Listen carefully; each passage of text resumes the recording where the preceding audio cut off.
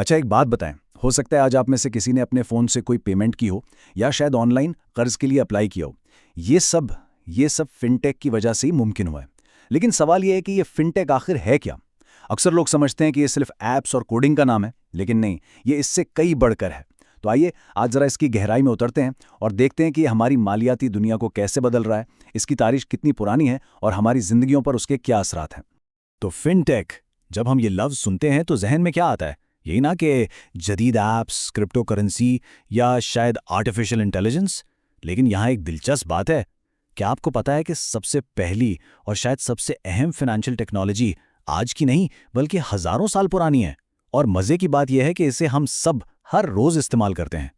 जी हाँ, वो टेक्नोलॉजी है पैसा। थोड़ा अजीब लगता है ना, लेकिन सोचें तो सही, पैसा बज़ाते खुद पहली फिनटेक ईजाद थी। उसने चीज़ों के बदले चीज़ें यानी बार्टर सिस्टम का खात्मा किया और तिजारत में एक इनकलाब बर्पा कर दिया।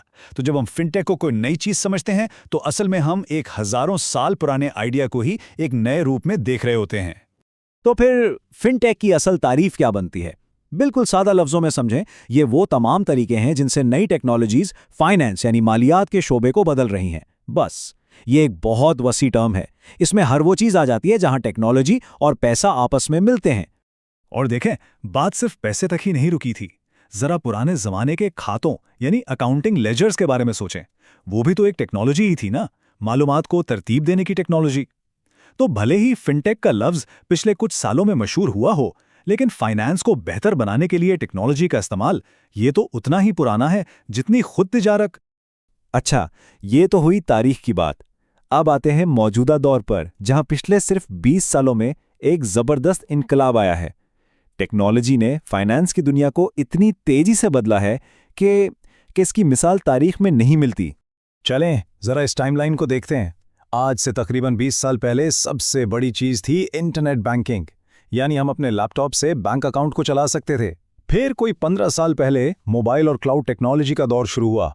और आज तो सूरत हाल ये है कि हम सिर्फ अपना फोन दिखाकर या एक क्यूआर कोड स्कैन करके पैसे ट्रांसफर कर देते हैं।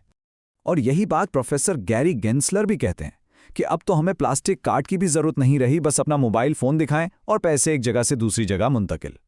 ये एक बेहतरीन मिसाल है इस बात की कि टेक्नोलॉजी ने पैसे के साथ हमारे ताल्लुक को किस कदर बदल कर रख दिया है।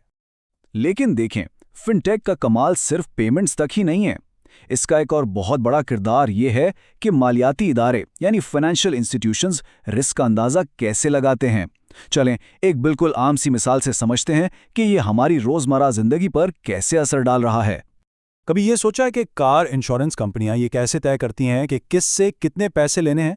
फिनटेक अब इस पूरे प्रोसेस को बदल रहा है और इसका तरीका वाकई बहुत दिलचस्प है। इस अमल को कहते हैं टेलीमैटिक्स। होता यह है कि सबसे पहले तो डेटा इकट्ठा किया जाता है। गाड़ी में लगे सेंसर्स या यहाँ तक कि ड्राइविंग के दौरान आपका फ़ोन ये सब डेटा रिकॉर्ड करता है, जैसे कि आप ब्रेक कितनी ज़ोर से लगाते हैं या मोड़ कैसे काटते हैं। फिर आर्टिफिशियल इंटेलिजेंस इस सारे डेटा का तज्जिया करती है और ये अंदाज़ा लगाती है कि ड्राइविंग में कितना रिस्क है। और आखिर में इसी तज्जिए की बुनियाद पर इंश्योरेंस कंपनी हर शख्स के लिए अलग अलग यानी पर्सनलाइज्ड रेट्स ऑफर करती है। तो नतीजा क्या निकलता है? बहुत सीधा सा है। जो लोग एहतियात से यानी सेफ ड्राइविंग करते हैं उनको इंश्योरेंस सस्ती पड़ती है, और जिनकी ड्राइविंग में रिस्क ज़्यादा नज़र आता है उन्हें ज़्यादा पैसे देने पड़ते हैं। इसी को कहते हैं डेटा की बुनियाद पर कीमत तय करना। हाँ, ये बात भी है कि कुछ लोगों को ये सोचकर थोड़ी परेशानी हो सकती है कि उनकी हर ड्राइव को मॉनिटर किया जा रहा है। प्राइवेसी का सवाल तो उठता है, लेकिन इसका दूसरा पहलू ये है कि जो अच्छी ड्राइविंग करते हैं उन्हें इसका इनाम कम कीमत की शक्ल में मिलता है। ये फाइनेंस को ज़्यादा पर्सनल और शायद ज़्यादा मुनसिफाना बनाने की एक कोशिश है। तो हमने माजी भी देख लिया और हाल भी, लेकिन सच पूछें तो फिनटेक का सबसे दिलचस्प पहलू उसका मुस्तकबिल है। ये टेक्नोलॉजीज़ हमारे आने वाले कल को, हमारे फाइनेंशियल फ्यूचर को कैसे शेप करेंगी। तो आखिर में एक सवाल पर बात ख़त्म करते हैं। हम सब ने देखा कि कैसे इंटरनेट और मोबाइल ने पिछले 20 सालों में फाइनेंस की दुनिया बदल दी। तो सोचने वाली बात यह है कि अगली बड़ी चीज़ क्या होगी? क्या वो आर्टिफिशियल इंटेलिजेंस होगी, क्वांटम कंप्यूटिंग, या फिर कोई ऐसी टेक्नोलॉजी जिसका आज हम तसव्वुर भी नहीं कर सकते? खैर, मुस्तकबिल तो कोई नहीं जानता, लेकिन एक बात तो तय है, टेक्नोलॉजी और फाइनेंस का ये सफ़र वक्त के साथ साथ और गहरा होता जाएगा।